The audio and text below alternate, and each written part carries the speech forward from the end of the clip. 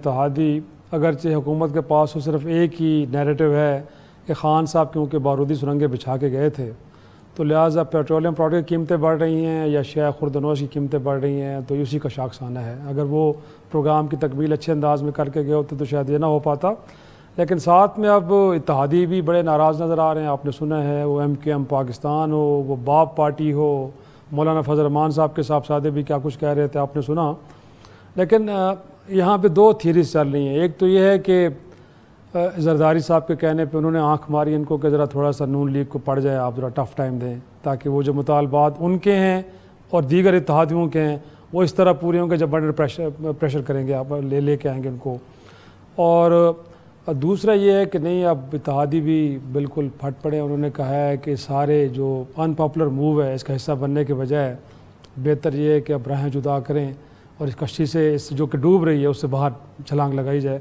तो आपको क्या लगता है कि कहानी असल में है क्या? क्योंकि आप भी कुछ सियासतदानों से मिलते जुलते हैं, इनसाइडर्स आपके पास भी थोड़े बहुत तो होंगे। मेरे ख्याल में दोनों थ्योरीज में से कुछ कुछ उठा के एक हाइब्रिड किस्म की थ्योरी बनाने की कोशिश करूँगा। एक तो यह है कि जब आपकी हुकूमत बिल्कुल एक स्लिम मेजॉरिटी पे और रेजर थिन बल्कि मेजॉरिटी पर हो कि आप लोग 2 या 3 की वोट से इस वक्त हुकूमत कर रहे हैं, तो यकीनन फिर आपके साथ जो इत्तेहादी होते हैं उनके प्रेशर, उनकी डिमांड्स बढ़ना शुरू हो जाती हैं। वो आपको मीट करनी है। अब आपको चाहे अच्छा लगे या ना लगे, चाहे वो जरदारी साहब का इशारा हो या किसी और का इशारा हो, उन्होंने अपना इंटरेस्ट देखना है। अच्छा, इसी अपने सेल्फ इंटरेस्ट से लिंक करते हुए जो दूसरा आपका एस्पेक्ट है उसी से लिंक्ड है कि अपना इन्होंने अब ये देख रहे हैं कि जिस तरह ये महंगाई हो रही है, जिस तरह अभी आपने जिक्र भी किया कि इन्फ्लेशन अभी जो फाइनेंस मिनिस्ट्री ने दी है वो 15% की दी है, लेकिन जो आम जो कयास है वो ये है कि ये काफ़ी ज़्यादा 20% से भी ऊपर के करीब है और ये अगला पूरा का साल जो है ये मुश्किल में होगा, बल्कि मज़ीद महंगाई बढ़ती जाएगी। तो इस वजह से पॉलिटिकल प्रॉस्पेक्ट्स हर एक को नज़र आ रहे हैं कि ये चीज़ उनको डेंट करेगी। इस वक्त लोगों पे एक दबाव की कैफियत है। आपने देखा पेट्रोल प्राइसेस बढ़ गई हैं, आपकी फूड की प्राइसेस बढ़ गई हैं, आपकी इलेक्ट्रिसिटी के बिल्स बढ़ गए हैं और ये ट्रांसपोर्ट ज़ाहिर बात है फ्यूल से लिंक्ड है, वो बढ़ जाएगा। आपके घर में जो गैस वो सब कुछ बढ़ गया। तो लोगों पे इस वक्त तक मतलब उनको नज़र आ रहे हैं फिगर्स, पूरा इम्पैक्ट 1 अगस्त के बाद पास ऑन होगा, जो आपको अगस्त के बिल आएंगे। तो वो जो लोगों का जो फ्रस्ट्रेशन लेवल है वो एक जिसे कहते हैं ना कि उनकी जो टॉलरेंस लिमिट है वो क्रॉस कर जाएगा। फिर उसके बाद जो लोगों में होगी नाराज़गी वो ज़्यादा आया होगी। उस वक्त तक गर्मी का मौसम भी काफ़ी हद तक ज़रा धीमा पड़ चुका होगा, मानसून आगे जा रहा होगा, तो माहौल भी ऐसा होगा कि लोग सड़कों पर निकल सकेंगे।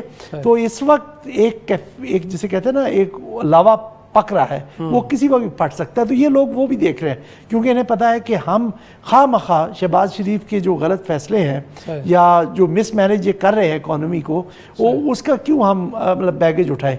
हम तो बाद में हम कहेंगे ना कि हम तो जी उनकी उस वक्त भी ईवान में बैठ के मुखालफत कर रहे थे, अगरचे इस पार्लियामेंट की तो अब क्रेडिबिलिटी रही कोई नहीं कि राजा रियाज जैसा अपोजिशन लीडर वहाँ बैठा हो। तो इस तरह करके वो एक अपोजिशन का जिसे कहते हैं ना एक सो कॉल्ड अपोजिशन का अंदर से अपोजिशन का रोल प्ले करने की कोशिश कर रहे हैं और कुछ ब्राउनी पॉइंट्स आवाम के पास, अपने जो कॉन्स्टिट्यूएंट्स हैं उनके पास हासिल करने की कोशिश कर रहे हैं। लेकिन बागर आपको क्या लगता है, इनफैक्ट जो खान साहब का 25 मई का लॉन्ग मार्च जिसको मिस फायर कहा जाता है, जाहिर सी बात है उसने अपना इम्पैक्ट तो जनरेट किया नहीं और जिस अंदाज में वो ख़त्म हुआ। लेकिन ये जो इस वक्त इन्फ्लेशन के फिगर्स मुसलसल ऊपर जा रहे हैं, तारीख़ की बुलंद तरीन सतह पिछले 13 बरस की, साथ में जैसे अब हमने बताया कि 20% से ऊपर इस वक्त भी है, फोरकास्ट भी कुछ ज़्यादा अच्छी नहीं है। फ्यूल प्राइसेस आपने कमिट किया हुआ IMF से कि आपको लेवी के बाद में भी 50 रुपये लेने हैं, 10 रुपये ले हैं, 40 रुपये और आपने ऐड करना है, तो कहीं जाके 300 रुपये का लीटर हो जाएगा। तो जाहिर सी बात उसने बाकी चीज़ों को भी इम्पैक्ट करना है। साथ में जो टैक्स का नया रजीम आप लेके आए हैं वो भी सीधा सीधा आवाम के ऊपर दबाव पड़ेगा। तो खान साहब अब लोगों को दोबारा सड़कों पर तो ले आए हैं, तो आपको लगता है कि दोबारा एक नया मोमेंटम जनरेट करने में ये जो हुकूमत वक्त है ये भी खान साहब का हाथ बटा रही है ये फैसले करके? जी बिल्कुल, खान साहब का जो नैरेटिव है इस वक्त बिक रहा है इस इशू के ऊपर। महंगाई से लोग तंग हैं, लोगों को एक आवाज़ चाहिए। आप देखें कि मुख्तलिफ सेगमेंट्स में कहीं कहीं मुजाहरे और अनरेस्ट आपको एक हो रहा है।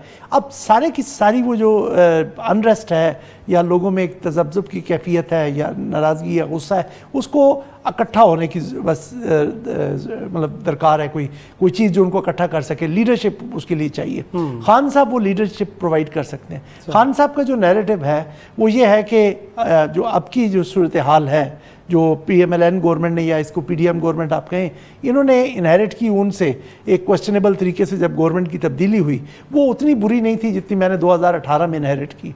कल भी उन्होंने एक जगह पे एक थिंक टैंक में अपने खिताब में ये बात जिक्र किया कि मैंने भी जो उनकी गवर्नमेंट थी वो 2.5 साल IMF प्रोग्राम में रही, लेकिन ऐसी सूरत हाल मैंने नहीं होने दी।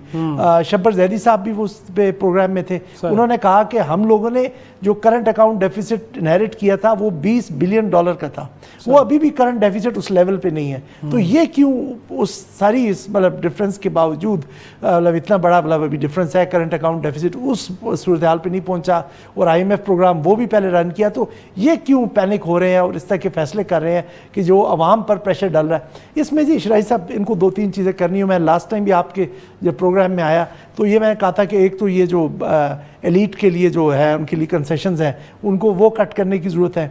दूसरा, लोगों को अब ये दिखाने की ज़रूरत है। एक मान लिया एक मुश्किल सूरत हाल है कि एक कमोडिटी प्राइसेस का जो सुपर साइकिल चल रहा है, आलमी मंडी में फ्यूल की प्राइसेस बढ़ गई हैं, वीट की कीमतें भी बढ़ गई हैं, तो एक सूरत हाल है, तो वो आवाम पे लामहला पास ऑन होनी है।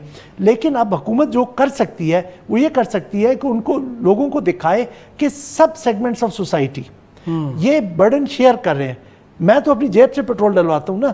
सरकारी अफसर, मैं उनकी कैटेगराइजेशन नहीं करना चाहता, मुख्तलिफ हर किस्म का सरकारी अफसर होता है, उनके लिए फ्यूल लिमिट भी होती है, उनके घर पे मुलाजमीन भी सरकार की तरफ से दिए जाते हैं, तो उन पे उनको इन तमाम चीज़ों का इम्पैक्ट उस तरह नहीं होता।